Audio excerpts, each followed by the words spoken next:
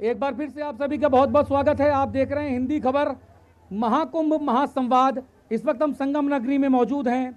हम राजनीति के क्षेत्र से चाहे लोग हों, चाहे धर्म के क्षेत्र से लोग हों, समाज शास्त्र के क्षेत्र से जुड़े हुए लोग हों, हम सब लोगों से मिलकर ये जानने और समझने का प्रयास कर रहे हैं कि भारत को विश्व गुरु बनाने के लिए इस सनातन के ब्रह्मांड के सबसे बड़े धार्मिक आयोजन का, महाकुंभ का महात्म्य क्या है। हम इस पर महासंवाद कर रहे हैं और हमारे साथ एक वो शख्स मौजूद हैं जिन्हें बुंदेलखंड का योगी कहा जाता है, जो विश्व में इकलौते ऐसे मंदिर के कर्ता धर्ता हैं, महंत हैं, जो जहां पर बजरंगबली की मात्र रूप की पूजा होती है, सखी रूप की पूजा होती है।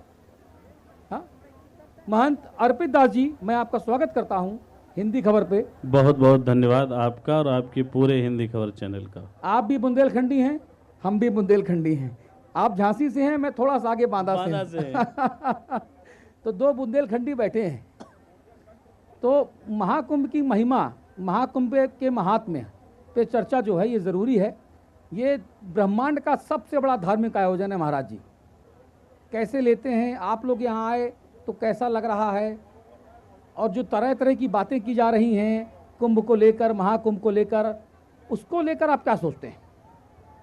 सबसे पहले तो मैं माँ त्रिवेणी के इस तट पर थोड़ा बाहर माइक है ऐसे उपस्थित पूरी दुनिया से पधारे सनातन धर्म में अपनी आस्था, निष्ठा और श्रद्धा रखने वाले समस्त श्रद्धालुओं का इस तीर्थराज प्रयाग में स्वागत करता हूँ, वंदन करता हूँ।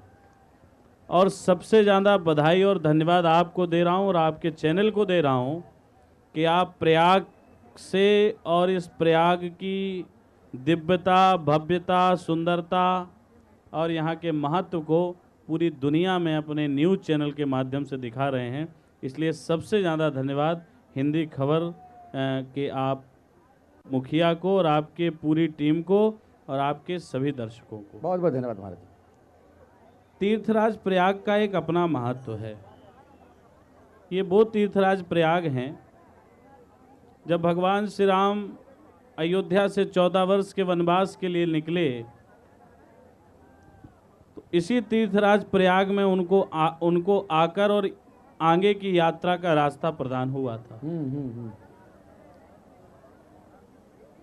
यहीं पे आके उन्होंने भरद्वाज ऋषि से पूछा था कि मैं कहाँ जाऊं जी। तो उन्होंने बताया था कि जहाँ के आप हैं वहाँ के हम हैं, कि चित्तकूट गृह करऊं निवासु।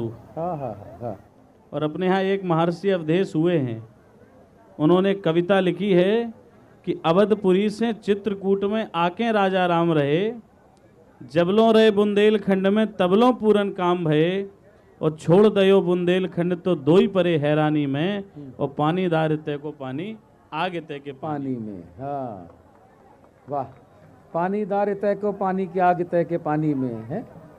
उसके आगे ये भी तो है कि बुंदेलन के मुंह, क्या बुंदेलन के मुंह सुनो। हाँ, बुंदेलन की कहानी पानी दार तय को पानी, एक बड़ी लंबी रचना है कुमारी सुभद्रा चौहान की। उस पे चर्चा नहीं करेंगे। चर्चा तीर्थराज प्रयाग पे। और ये वो त्रिवेणी है जिस त्रिवेणी में महाराज भरत जब आए, राम जी के पास जा रहे थे, तो इसी त्रिवेणी में भरत जी ने बहुत दूर खड़े होके मांगा था। ये त्रिवेणी सब कुछ देने वाली है, अर्थ, काम, मोक्ष, और जिसको ये तीनों चीजें नहीं चाहिए उसको भगवान की शरणागति भी यही त्रिवेणी देती। श्री भरत जी ने मांगा था अर्थ धर्म नहीं काम रुचि गत न चाहूं निर्वाम, जन्म जन्म सिया राम रथ यह वरदान मुहैया। वाह वाह वाह, बहुत बढ़िया। कि जन्म जन्म भगवान श्री सीताराम जी के चरणों में मेरा अनुराग और मेरा अनुग्रह बना रहे, हे माँ त्रिवेणी ये मुझे प्रदान करो। तब माँ त्रिवेणी ने कहा था कि तात भरत तुम सब विधि साधु, मनसा वाचा कर्मणा। और मैं उत्तर प्रदेश की सरकार को धन्यवाद देता हूँ, उत्तर प्रदेश के यशस्वी मुख्यमंत्री, हम सब संतों के अगुआ आदरणीय योगी आदित्यनाथ जी को हृदय की गहराइयों से हिंदी खबर के चैनल के माध्यम से बधाई दे रहा हूँ कि इतना भव्य कुंभ, दिव्य कुंभ, सुरक्षित कुंभ, डिजिटल कुंभ जो उन्होंने कराया है। आज तक हमने 2013 का भी कुंभ देखा है, लेकिन क्या व्यवस्था है। आप रात में 12 बजे 11 बजे के बाद निकलिए इन पीपा पुलों से तो ऐसे लगता है कि हम तीर्थराज प्रयाग में नहीं, कहीं कनाडा या ऑस्ट्रेलिया में घूम रहे हैं। हाँ, आप तो घूमते रहते हैं महाराज जी। तो आपको पता चाक रहता है। चौबंद पूरी कुंभ दिखाई पड़ता है। हाँ। किसी की सुई गिर जाए तो वो ढूंढ लीजिए, इतना प्रकाश पूरे कुंभ परिसर में रहता है। और अभी आप कह रहे थे कि लोगों ने टिप्पणी कर रहे हैं। आपके कैमरामैन के माध्यम से मैं कहना चाहता हूं कि जरा एक ये पीपा पुल का ही दृश्य समाजवादी पार्टी के राष्ट्रीय अध्यक्ष और पूर्व मुख्यमंत्री अखिलेश यादव जी को दिखाइए। वो कह रहे हैं कि आंकड़े झूठे हैं, क्योंकि उनके जो चश्मा है ना, वो चश्मा जो है उनका गड़बड़ हो गया है। अच्छा, उनको एक अच्छा चश्मा खरीदना चाहिए आपके जैसा। हाँ, जिससे उनको कुछ दिखाई पड़े। हाँ। इस तीर्थराज प्रयाग में मैं आपके पास आने के लिए मैं 1 बजे 12:30 बजे निकला हूं अपने कैंप से। जी। और हमारे कैंप से ये स्थल केवल 1.5 किलोमीटर है जी। और मैं आपके पास 1:30 बजे पहुंचा हूं। समझ लीजिए कितनी। हाँ, तिल रखने की जगह नहीं महाराज जी, तिल रखने की जगह नहीं, इतनी भीड़ है। और ये सनातन धर्म के विरोधी लगातार सनातन पर टिप्पणी करते हैं। यहाँ पर कैबिनेट हुई, उसमें उन्हें दर्द हो गया। तो क्या आप अखिलेश यादव जी को सनातन विरोधी कह रहे हैं? वो तो हैं ही सनातन विरोधी, उसमें कहना क्या है? भगवान कृष्ण के वंशज हैं भाई वो। अब ये तो तय करना पड़ेगा कृष्ण के हैं या कंस के हैं। ये तो आप आरोप लगा रहे हैं अखिलेश जी के ऊपर। देखिए, हमने भागवत भी पढ़ी है, रामायण भी पढ़ी है, महाभारत भी पढ़ी है। ये काम तो कंस ने किया था, महाराज जरासंध को जेल में बंद करके, और मथुरा का के राजा का मुकुट अपने हाथे से अपने मुड़ी पर रख लिया था।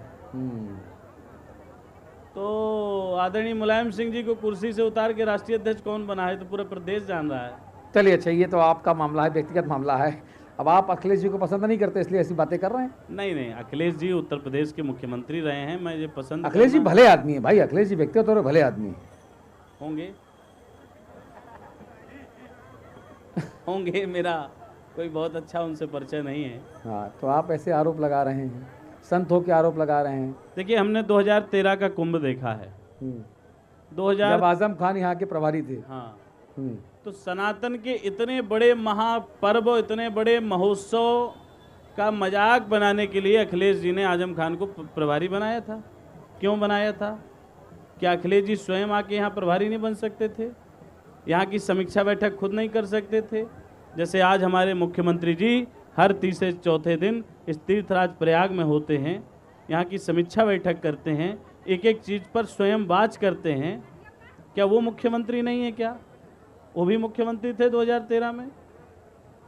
ऐसे आरोप लगते हैं कि आजम खान को इसलिए इस कुंभ का प्रभारी बनाया गया ताकि मुस्लिम समुदाय के लोगों को ज़्यादा से ज़्यादा दुकानें खुलवाई जा सकें, यहाँ ज़्यादा से ज़्यादा ठेके मुस्लिम समुदाय के लोगों को दिलवाए जा सकें। हाँ। और जो कुंभ का 2 लाख करोड़ रुपए की कुंभ की जो इकोनॉमी है उसमें मुसलमानों की घुसपैठ करवाई जा सके। ऐसे बीजेपी वाले आरोप लगाते हैं अखिलेश जी पे, समाजवादी पार्टी पे, जिससे यहाँ पर थूक जिहाद हो सके, मूत जिहाद हो सके। इसीलिए तो उनको प्रभारी बनाया था कि जो इन राम भक्तों पर, इन सनातनियों पर पुष्प बरसाए जाएं, उनमें थूका हुआ हो, उनमें पेशाब की हुई हो। इसीलिए इस सनातन का मजाक उड़ाने के लिए बनाया था। और अखिलेश यादव जी उस समय, आदरणीय श्री अखिलेश यादव जी सैफई महोत्सव के प्रभारी थे, इसलिए वो यहाँ के प्रभारी नहीं बन पाए। तो सैफई महोत्सव से क्या दिक्कत है आपको? अरे इतना बढ़िया सब नाच गाना होता है, समाज में बढ़िया लोगों को आनंद आता है, आप उसको भी दिक्कत है बताइए? अरे आप साधु बाबा भजन कीर्तन करिए, वो साधु बाबा थोड़ू है, वो नाच गाना कर रहे हैं, आपको उसमें भी दिक्कत है बाबा जी? आदरणीय अतुल जी भैया, मुझे चाहे वो सैफई महोत्सव करावें, इटावा महोत्सव करावें या लखनऊ महोत्सव करावें, हमें कोई आपत्ति नहीं है। लेकिन हमारे सनातन के सबसे बड़े महापर्व का कम से कम मजाक ना उड़ावें। अरे वो कहते हैं कि एक मुसलमान को महाकुंभ का प्रभारी बनाकर उन्होंने धार्मिक एकता, धार्मिक सौहार्द, कम्युनल जो हार्मोनी है वो हिंदू मुस्लिम सिख ईसाई आपस में सब भाई भाई, उसकी मिसाल पेश की और आप आरोप लगा रहे हैं। आजम खान जी ने जो पाप 2013 के कुंभ में यहाँ प्रभारी रहते किया था, उसकी सजा आजम खान खुद भोग रहे हैं, पूरा प्रदेश देख रहा है। आरोप ये भी लगते हैं कि भाई आप जितने भी ये धर्मावलंबी हैं ना, हिंदू सनातनी हैं, ये सरकार के साथ गठजोड़ करके जानबूझकर मुस्लिम समुदाय के ताकतवर नेताओं को, उद्योगपतियों को डराने और दबाने का काम करते हैं। अतीक की खोपड़ी उड़ा देते हैं, बताइए। हैं, खोपड़ी उड़ गई भाई अतीक की और उसके भाई की, बताइए। खोपड़ी उड़ गई, जिससे सारा जमाना डरता था उसकी खोपड़ी उड़ा दी, और उसके बाद मुख्तार को जेल में निपटा दिया। बताइए, ये सब आप लोग आजम खान को जेल में डाला हुआ है। ये बाबा का राज है। बाबा के राज में जो कायदे में रहेगा वो फायदे में रहेगा। ज्यादा 3 2 5 करेगा, ठीक कर दिया जाएगा, उसमें क्या दिक्कत।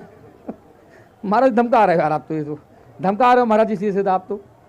नहीं, धमका नहीं रहा हूं, मैं बता रहा हूं कायदे में रहोगे तो फायदे में रहोगे।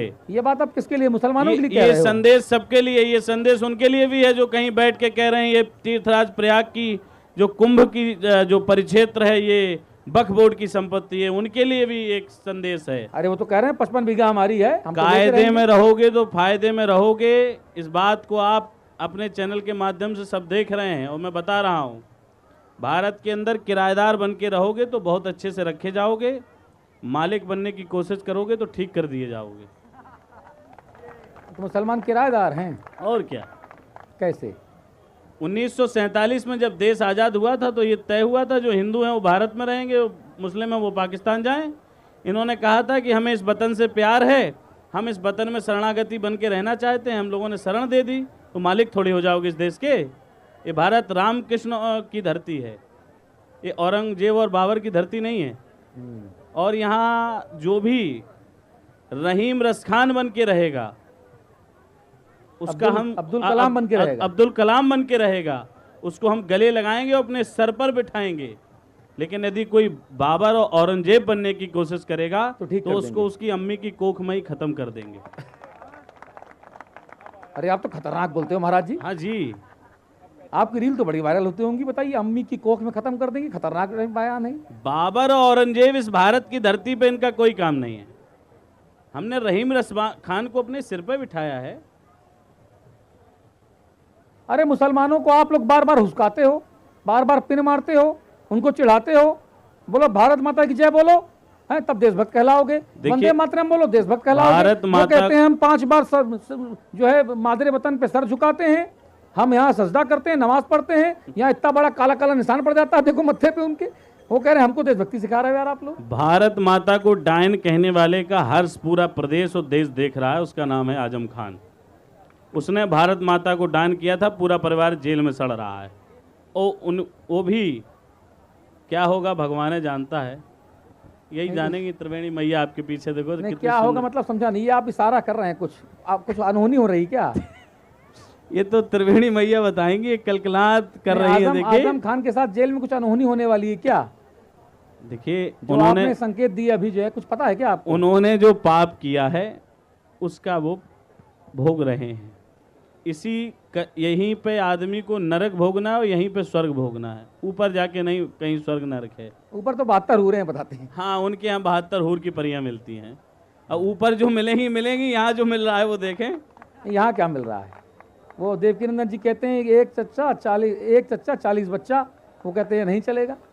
तो बिल्कुल नहीं चलेगा ना। यहाँ भी स्वर्ग ही तो है, 4 बीवी 40 बच्चे। देवकीनंदन ठाकुर कहते हैं तो स्वर्ग ही तो हुआ, स्वर्ग ही तो हुआ है। ऊपर 72 है, यहाँ 4 है, काम नहीं पड़ रहा। 76 होंगी टोटल, 76 76। हम किसी धर्म पर देखिए अतुल भैया कोई टिप्पणी नहीं करते हैं। हाँ। और हम किसी धर्म के प्रति अपने सनातनियों को भड़काते भी नहीं हैं, लेकिन हम सनातनियों से ये भी कहते हैं कि अपने धर्म के प्रति कट्टर रहो। हिंदू हो, हिंदू के प्रति कट्टर रहो। अरे आप चाहे जितना कह ले हिंदू हिंजड़ा है, हिंदू हिंजड़ा है, हिंजड़ा ना। ये गिरिराज सिंह कहते हैं हिंदू हिंजड़ा है। अगर हिंदू हिंजड़ा ना होता, कमजोर ना होता, अगर हिंदू स्यूडो हिंदू ना होता, सेकुलर ना होता, तो ना तो ये अंग्रेज आ पाते, ना उसके पहले मुगल आ पाते, ना उसके बाद में फ्रांसीसी आ पाते, पुर्तगाली आ पाते। देखिए आपस में लड़ता मरता हिंदू हिंदू हिंजड़ा है। ये गिरिराज सिंह कहते हैं, केंद्रीय मंत्री साहब। गिरिराज सिंह क्या कहते हैं ये उनका विषय होगा। हाँ। हमारा हिंदू शेर है, और हमारे हिंदू जब इकट्ठा होता है तो दिखा देता है। महाराष्ट्र में हिंदुओं ने दिखाया कि हम एक हैं। और आज आपके तीर्थराज प्रयाग से कह रहा हूं 2027 में भी ये हिंदू दिखाएगा उत्तर प्रदेश में कि हम एक हैं, और एक रहेगा, नेक रहेगा। और 2027 में भी योगी आदित्यनाथ उत्तर प्रदेश में तीसरी बार हैट्रिक लगाएंगे। ये त्रिवेणी की धरती से बता रहा हूं। तो जो लोग इस गलत फहमी में हैं कि 27 के सत्ताधीश, उस गलत फहमी को निकाल दें, चश्मा जरा ऊपर की जगह आंखों में लगा लें। ये उत्तर प्रदेश का सिंहासन अभी बहुत कोसों दूर दिखाई दे रहा है।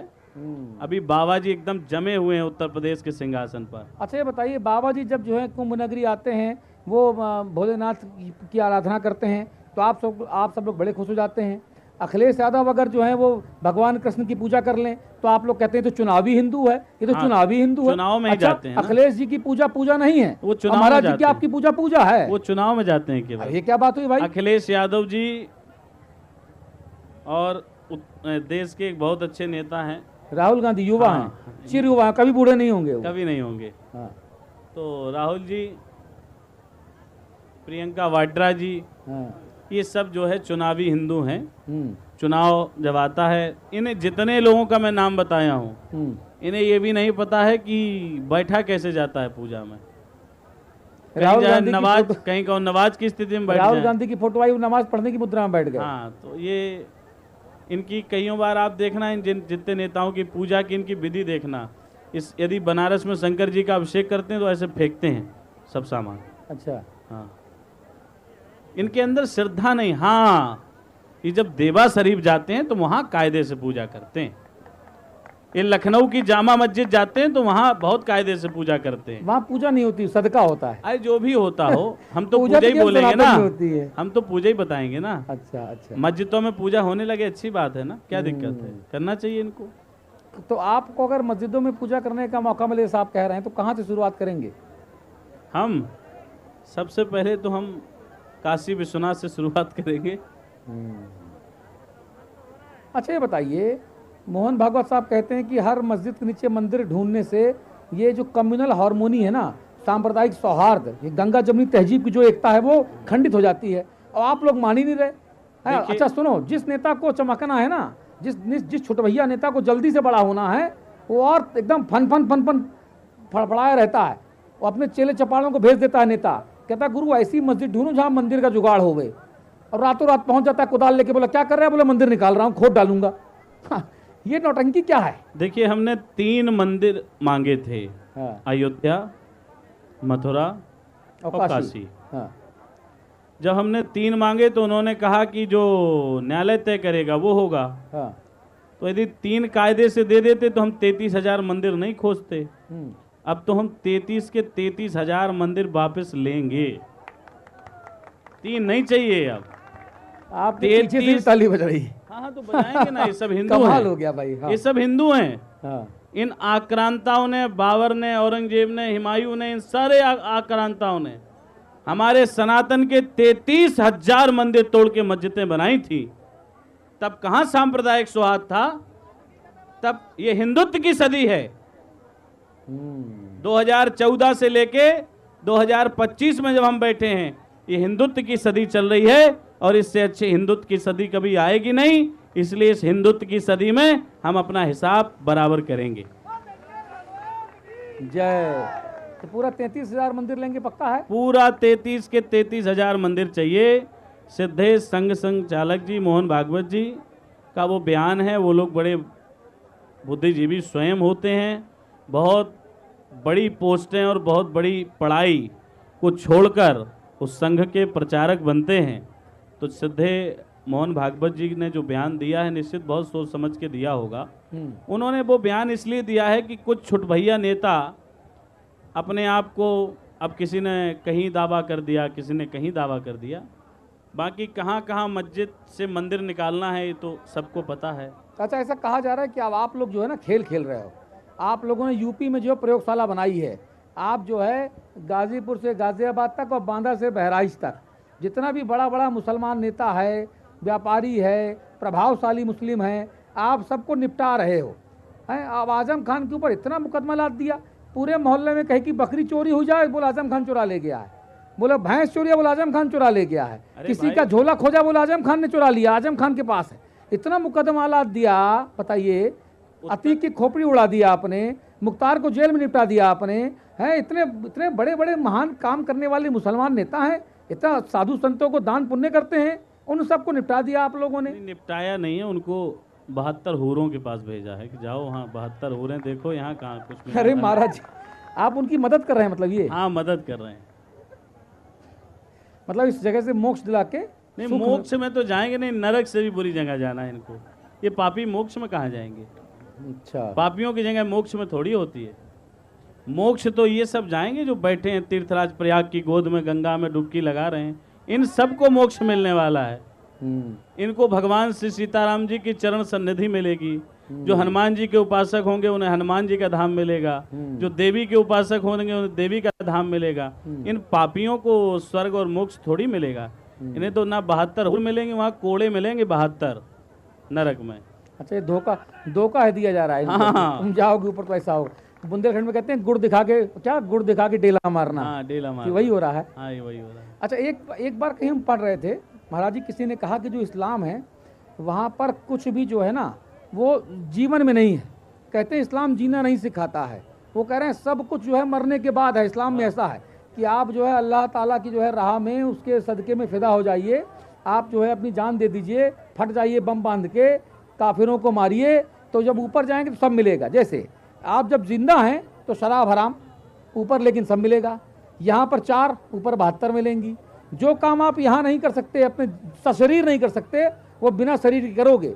एक मौलाना कहता है 130 फीट की हैं हूरें, तो हम बोले भाई तुम तो 5.5 फीट के हो यार, 130 फीट की हूरें 5.5 के तुम तो घुटने से नीचे आओगे, फिर तुम्हारा क्या मामला? तो कहता नहीं, हमको बस अल्लाह खींच के बड़ा कर देगा। वाह। इस तरह से जो है बातें हो रही हैं, जो एक नैरेटिव सेट किया जा रहा है, इस पर, इस जाहिलियत पर क्या कहेंगे? देखिए, हमारा जो सनातन धर्म है वो बहुत सुंदर धर्म है। ठीक, हमारे यहाँ सेवा ही सबसे बड़ा धर्म बताया जाता है। और हमारे यहाँ मरने के बाद भी यदि होता है ना, तो सबकी इच्छा होती है कि हमें भगवान की चरण सन्निधि मिले, हम कुछ ऐसे कर्म करके जाएं कि हमें ऊपर भगवान मिल जाएं, भगवान का धाम मिल जाए, भगवान के दर्शन हो जाएं जी। लेकिन उनके यहाँ तो मरने के पहले भी यहाँ 3 बीबी और वहाँ 72 हो रहे हैं। यहाँ 4 हैं या 4 हैं, एक कम बता 40 दिए महाराज जी हैं, आप। 4 हैं, 40 हैं, 14 हैं, अब नहीं होगी, ट्रिपल तलाक आ गया है, मोदी जी ले आए हैं। अच्छा। और कहीं फॉलो हो रहा हो या ना हो रहा, उत्तर प्रदेश में विधिवत हो रहा है। बाबा का जो है लठ बज रहा है, बराबर से बज रहा है, बुलडोजर खड़ी है, चकाचक बुलडोजरें खड़ी हैं, सब जगह चमचमाती हुई। अब बाबा के लठ में लगातार तेल पिलाया जा रहा है कि मजबूत रहे लठ। उत्तर प्रदेश की जो पुलिस, जो उत्तर प्रदेश का आईपीएस भैंसें ढूंढता हो, आज वो चौराहे पे अपराधियों का इनकाउंटर कर रहा है। तो इन उत्तर प्रदेश के लोगों को कैसा प्रदेश चाहिए? पूछिए इनसे, ये बता देंगे आपको। इनसे पूछिए, बाबा चाहिए या भैंसें ढूंढने वाला प्रदेश चाहिए? बताओ भाई, तुम ही लोग बताओ क्या चाहिए, बताओ। जहां आप कहोगे वहां से लोग चिल्लाएंगे कि हमें योगी जी चाहिए। तो योगी जी को प्रधानमंत्री बनवा दो फिर। भाई आप कह रहे यूपी में राम राज्य जैसी स्थिति है ना, धार्मिक लोग बड़े खुश हैं, सब जगह सनातनी लोग खुश हैं, तो भाई अगर महाराज जी को प्रधानमंत्री बनवा दो आप सारे संत लोग मिलके, तो फिर पूरा भारत जो है अपने परम वैभव की प्राप्ति कर लेगा। परमानंद हो जाएंगे, सनातन विजय होगी। बाबा प्रधानमंत्री बन गया तो फिर समझ लेना, अब सारी समस्याएं खत्म हो जाएंगी। तो आप ही लोग बनवाओगे, कौन बनवाएगा? ये जो देश भर की जनता आ रही है ये बनाएगी, और तीर्थराज माँ त्रिवेणी से हम सब प्रार्थना करेंगे, वो कृपा करेंगे। आपको लगता है कि योगी आदित्यनाथ जी नरेंद्र मोदी जी के उत्तराधिकारी साबित होंगे? बिल्कुल होंगे, और कोई उत्तराधिकारी बनने लायक है ही नहीं, कौन बनेगा उत्तराधिकारी? तो आप योगी जी को सारे साधु संत मिलकर कब प्रधानमंत्री बनवाएंगे, किस साल में? अब देखिए, हम लोगों ने मुख्यमंत्री तक तो बना ही लिया, प्रधानमंत्री भी बना लेंगे धीरे धीरे। अच्छा, वाह, तालियां बजाइए इनके लिए जोरदार एक बार। महाराज जी, आपसे संवाद करना वाकई बड़ा मजा आ रहा है। एक नैरेटिव और चल रहा है आजकल, कहा जा रहा है कि जो यूथ है, जो युवा है, वो सनातन से विमुख होता जा रहा है, और हमारा जो युवा है वो अलग अलग धर्मों की तरफ आकर्षित हो रहा है। भले ही फैशन में ही सही, लड़कियां जो हैं वो क्रॉस पहन लेती हैं जीसस क्राइस्ट का, हाँ, प्रेम विवाह करते हुए लव जिहाद का शिकार बन जाते हैं हमारे युवा। भले ही सूटकेस में आए 35 टुकड़ों में, वो बात की बात है। जब लड़कियों से कहो तो बोले नहीं, मेरा अब्दुल्ला ऐसा नहीं है, मेरा अब्दुल ऐसा नहीं, वो 35 टुकड़ों में आई उसका मामला है, मेरा अब्दुल तो भैया ठीक है। अब बाद में फिर दिक्कत हो जाती है। तो अपने युवाओं के लिए क्या संदेश देंगे भाई, जो कि हमारे बुंदेलखंड में कहते हैं कि जब अपना सिक्का खोटा तो हम दूसरों को क्या दोष दें। हम कह सकते हैं कि हमारा जो युवा है वो सनातन की ओर चल पड़ा है। और आज आप कुंभ में देखेंगे तो 50% युवा आपको दिखाई देगा। और आज इन्हीं युवाओं की दम पे है कि हम महाराष्ट्र में हमने सनातन की सरकार बनाई है। और यही युवा है जिसने प्रधानमंत्री मोदी जी को प्रधानमंत्री बनाया है तीसरी बार। यही युवा है जिसने उत्तर प्रदेश में योगी जी को दोबारा योगी मुख्यमंत्री बनाया है। हमारे भारत का युवा अब बदल चुका है। पहले हम कह सकते हैं कि पहले युवा हमारा भटक गया था। और मेरे भारत की आपके चैनल के माध्यम से मैं सभी अपनी सनातनी बहनों से भी आग्रह करता हूं, उनको ध्यान रखने की आवश्यकता है। लेकिन क्या उनको भी ये सोचना चाहिए कि वो मस्जिद में 5 टाइम की नमाज नहीं पढ़ाई जाती है। मस्जिद के अंदर वहाँ उनके युवाओं को प्रशिक्षित किया जाता है कि आप लव जिहाद में हिंदू लड़कियों को फंसाओ। अच्छा, जी हाँ। तो आप बड़ा विवादित बयान दे रहे हैं महाराज। विवादित बयान नहीं, हम सही बता रहे हैं। अरे भाई, वो नमाज पढ़ते हैं मुसलमान लोग 5 बार, देखिए पूरा मत्था काला हो जाता है। यहाँ जिसका जितना ज्यादा काला काला सर पे उतना बड़ा वो अल्लाह का भगत। और जितने भी बड़े अल्लाह के भक्त हों, आप कह रहे हो वहाँ पे लव जिहाद सिखाते हैं महाराज जी। और उनके यहाँ ये सिखाया जाता है, उनके जो मदरसे हैं उनमें भी यही सिखाया जाता है, मदरसों में भी यही पढ़ाया जाता है कि दूसरे धर्म की बेटियां पकड़ लो, दूसरे धर्म की बेटी को लव जिहाद में फंसाओ। अच्छा। और आजकल एक लैंड जिहाद भी आ गया। पहले तो लव जिहाद था, थूक जिहाद था, अभी एक नया मूत जिहाद और लैंड जिहाद भी आया। तो उत्तर प्रदेश की गारंटी तो मैं आपको दे रहा हूँ। उत्तर प्रदेश के अंदर जितने ये भूमाफिया गिरोह जो बनाया है ना, ये खोपड़ी उड़ा देंगे, खोपड़ी उड़ा देंगे। खोपड़ी नहीं उड़ाएंगे। ये जो भूमाफिया गिरोह बकभोड़ के नाम पे बना है, इन्होंने सरकार की संपत्ति कब्जाई है, हमारे हिंदू धार्मिक स्थलों की संपत्ति कब्जाई है, ग्राम समाज की संपत्ति कब्जाई है। मैं गारंटी से कहता हूं कि योगी जी के नेतृत्व में 1-1 इंच जमीन इन भूमाफियाओं से वापस लेने का काम उत्तर प्रदेश करेगा। बढ़िया। अच्छा, सरकार की कार्यप्रणाली पे महाराज जी बहुत सवाल लगते रहे हैं। कोई कहता है कि साहब ये ठाकुरों की सरकार है, यहाँ ठाकुरों की सुनी जा रही है। कोई कहता है गैर ठाकुरों को जो है ढूंढ ढूंढ के जो है निपटाया जा रहा है। तो ये जो आरोप लग रहे हैं ना, इन आरोपों पे क्या कहेंगे आप? उत्तर प्रदेश में सनातनियों की सरकार है, उत्तर प्रदेश में हिंदुओं की सरकार है, उत्तर प्रदेश में कोई जातिवाद नहीं है। और किसी को भी किसी धर्म में यदि जन्म मिला है किसी जाति में तो गौरव की बात होती है। इस बात को योगी जी ने भी कहा है। और अब हमसे कोई कहे कि आप ब्राह्मण हैं तो आपके अंदर ब्राह्मणवाद है, स्वाभाविक है। जो जिस जाति में जन्म लेता है उसको उस जाति पर गर्व होता है। उत्तर प्रदेश के यशस्वी मुख्यमंत्री जी कहीं भी भेदभाव करके कोई काम नहीं करते हैं। सरकार की जितनी भी योजनाएं हैं वो हर समाज को मिल रही हैं। सबसे ज्यादा भारतीय जनता पार्टी की सरकार की योजनाओं का कोई लाभ ले रहा है तो वो है मुस्लिम समाज, और एक वोट नहीं देता है। आप चले जाइए अस्पताल के अंदर, सबसे ज्यादा आयुष्मान कार्ड लेके वही मिलेंगे आपको, टोपी वाले और बुरके वाली, और नहीं मिलेगा कोई। आप फ्री के राशन की दुकान पे जाएंगे, आपको सबसे ज्यादा वही लाइन लगा के खड़ी होंगी मोहतरमाएं। ये हमारे सनातन की बहन बेटियां बहुएं नहीं जाती लाइन में लगने, ये नहीं जाती हैं लाइन में लगी, फ्री का राशन लेने नहीं जाती हैं, ये 5 लाख का आयुष्मान कार्ड लेके नहीं जाती हैं, लेकिन ये वोट सनातनियों को देती हैं। इसलिए मैं आपके चैनल के माध्यम से सरकार से भी इस बात को कहना चाहता हूं कि बहुत दिनों तक सबका साथ, सबका विकास और सबके विश्वास की बात की है।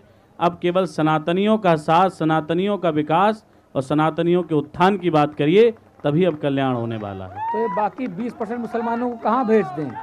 बांग्लादेश भेज दें या पाकिस्तान भेज दें? चाहे बांग्लादेश चले जाएं, चाहे पाकिस्तान चले जाएं, टिकट ना मिल रहा हो तो हम करा देंगे सबका 20 करोड़। हाँ जाएं, क्या करेंगे यहाँ। अच्छा, आप जो इतनी जो है जहर बुझे बयान दे रहे हैं, इसके पीछे की वजह क्या है? मतलब जैसे अब वो सर तन से जुदा का कोई फतवा निकाल देगा, हमारा मान लो निकाल दे, हाँ। अब भरोसा तो है नहीं जब मुल्ला जी लोग बैठे हैं। हाँ, देखो कुछ बात होती है तो सर तन से जुदा, और फिर योगी- चप्पू लेके निकल पड़ते हैं लोग। योगी जी की पुलिस की जो बंदूकें हैं ना, वो बिल्कुल अपडेट रखी हैं, सफाई वफाई किए हुए। अच्छा, आप धमकाते बहुत हो महाराज जी। नेशनल टीवी बैठ के आप बताओ, मुस्लिम समाज के लोगों को धमका रहे अब हैं, मुस्लिमों को नहीं धमका रहे हैं, हम तो उन्हें बता रहे हैं जो ये आतंकवाद का जहर घोलते हैं। हम्म, आतंकवाद का कीड़ा इस भारत के अंदर पनपाया है जिन्होंने, मैं उनको ये बताना चाहता हूँ कि अब ये ऐसा कुछ होने वाला नहीं है। अब उनके मासूमे जो थे उन पर पानी फिर चुका है, और अच्छा यही है कि बहुत कायदे में रहना सीख जाएं, तभी फायदे में रहेंगे, तभी फायदे में रहेंगे। वरना खोपड़ी उड़ा दी जाएगी, नहीं, खोपड़ी नहीं उड़ा दी जाएगी, हम तो बता अतीक रहे की हैं तरह। कायदे में रहेंगे तो फायदे में रहेंगे, हमने बता दिया है बस। नहीं, वरना आगे इतना मतलब पर्याप्त है। अच्छा, बार बार मैं देखता हूँ कि जब भी किसी सनातन की बात होती है तो आप इस्लाम को ले आते हो, लेकिन देश में बहुत सारी ऐसी जगहें हैं जहाँ पे ईसाइयों का के द्वारा धर्मांतरण बहुत तेजी से हो रहा है। हाँ, आप देखिए, आप उसके बारे में बात नहीं करते हैं। नहीं, भारत को दो ही लोगों से तो खतरा है, चादर से और फादर से। हम तो लगातार कह रहे हैं इस बात को। चादर और फादर, हाँ, ये बढ़िया जुगलबंदी की आपने। चादर मतलब मुसलमान, वो चादर चढ़ाते हैं मतलब मुसलमान, और फादर मतलब ईसाई। जो। इस अच्छा। देश को इन दो लोगों से खतरा है। हम्म, और जितना ईसाई मिशनरी, और एक बात और मैं आपके चैनल के माध्यम से पूरे देश के लोगों से कहना चाहता हूँ, जी, अपने बच्चों को कॉन्वेंट स्कूल में पढ़ाना बंद कर दीजिए। ईसाई मिशनरी के जितने भी कॉन्वेंट स्कूल खुले हैं, इन सब में सनातन विरोधी पढ़ाई पढ़ाई जाती है। घर में एक पिता है और वहाँ एक फादर है। हाँ, दो हो गए। अपने बच्चों को अच्छी शिक्षा दीजिए। मैं ये नहीं कह रहा कि उन्हें मत पढ़ाइए, गुरुकुल भेज दें, गुरुकुल। नहीं उन्हें, लेकिन राम कृष्ण के बारे में भी बताइए, उन्हें सनातन के बारे में भी बताइए।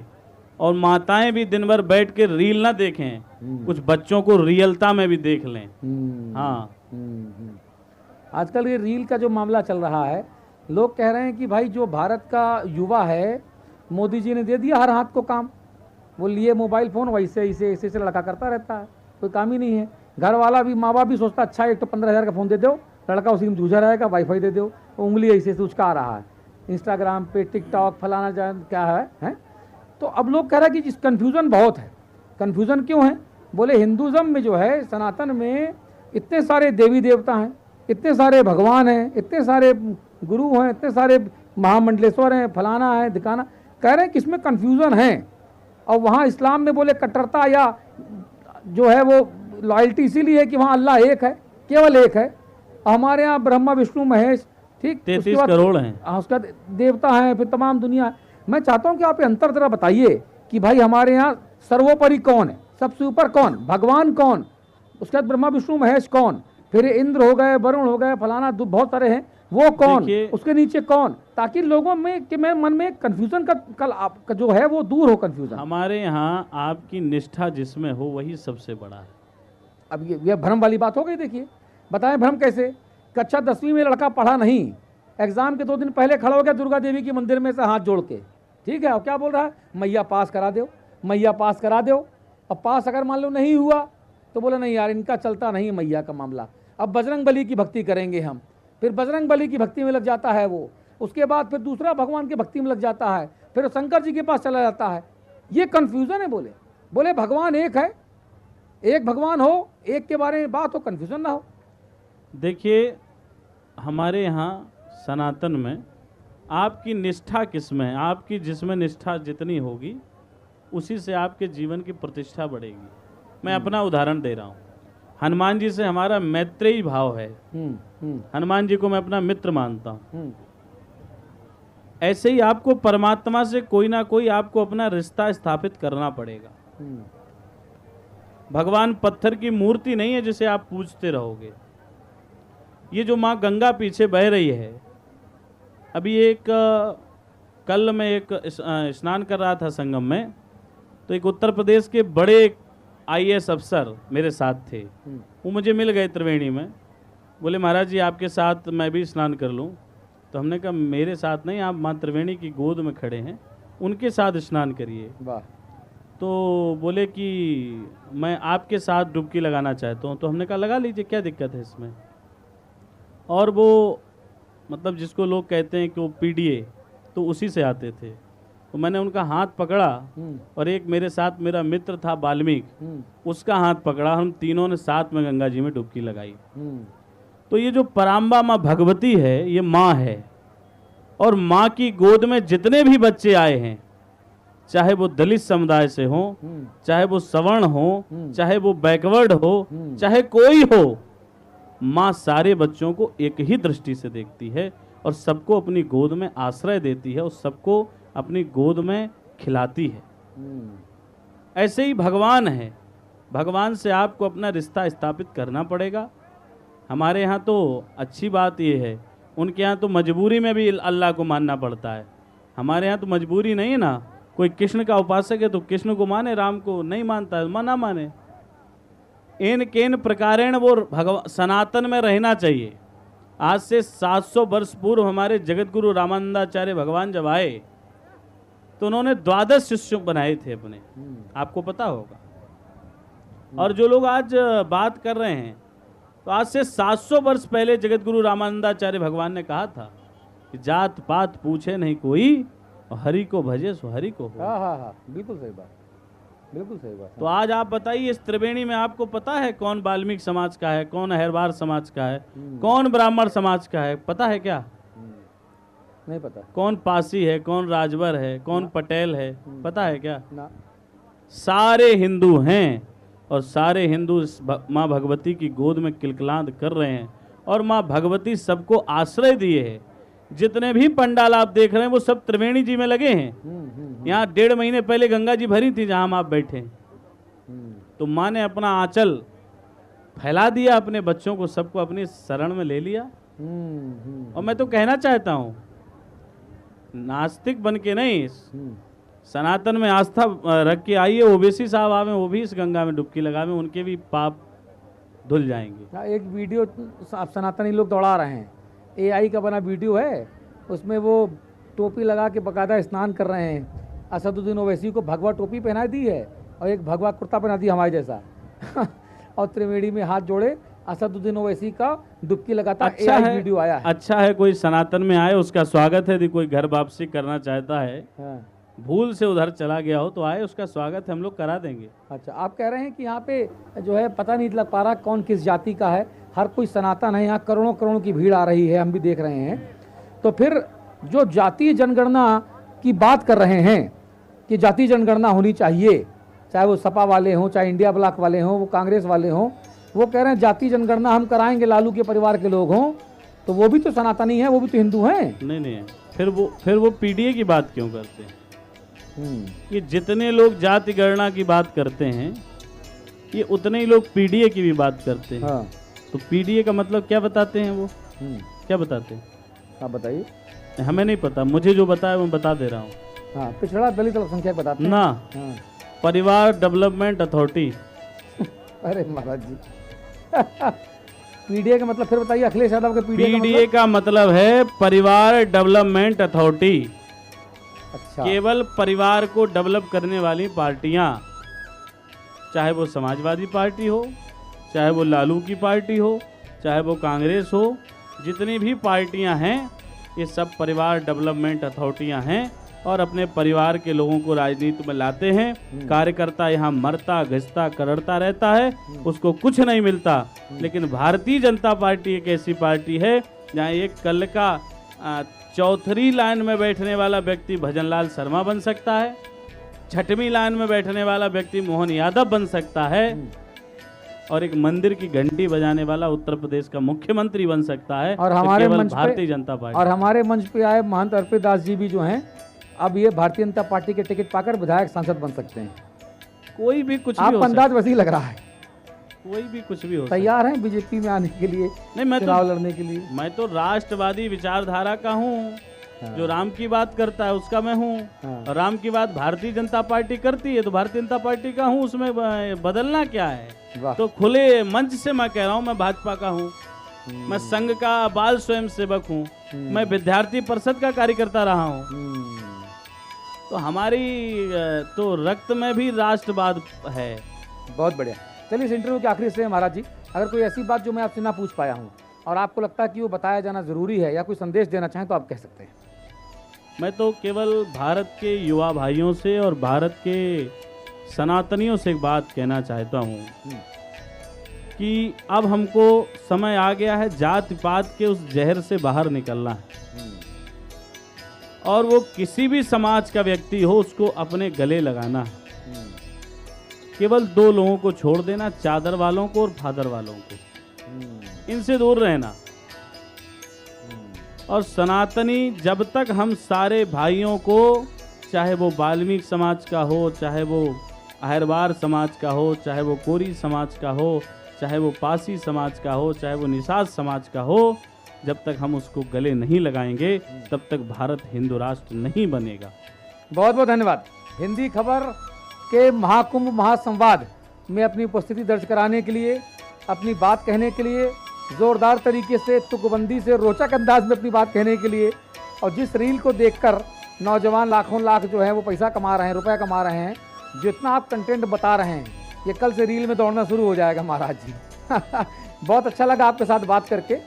और महाकुंभ की जो महिमा है, जो महाकुंभ का महात्म्य है, ये विश्व गुरु बनाने में भारत को, सनातन की पताका को, धर्म धुरा को पूरे ब्रह्मांड में, पूरे परम वैभव तक पहुंचाने के लिए ये मंच और साधु संतों की जो आशीर्वचन है, जो बोली है, जो भाषा है, जो उनका विचार है, ये लाभान्वित करेगा।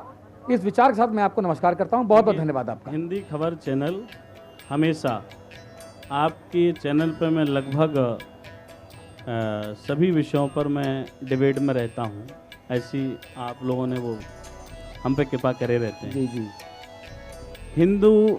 हिंदी खबर सनातन के सभी मुद्दों को बड़ी प्रखरता के साथ यदि कोई चैनल रखता है तो वो हिंदी खबर है, मेरी नज़र में, मैं मानता हूँ।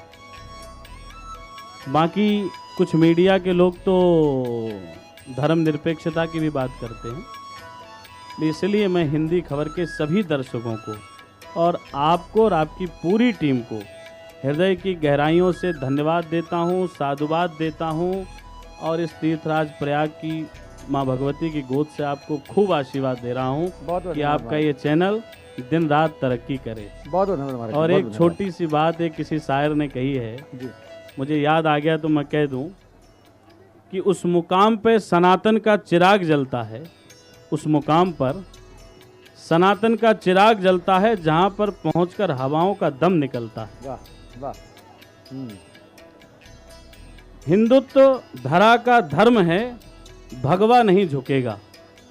हिंदुत्व धरा का धर्म है, भगवा नहीं झुकेगा, और ये शेरों का काफिला है, कुत्तों से नहीं रुकेगा। जय श्री राम। बहुत बहुत धन्यवाद। बहुत बहुत धन्यवाद।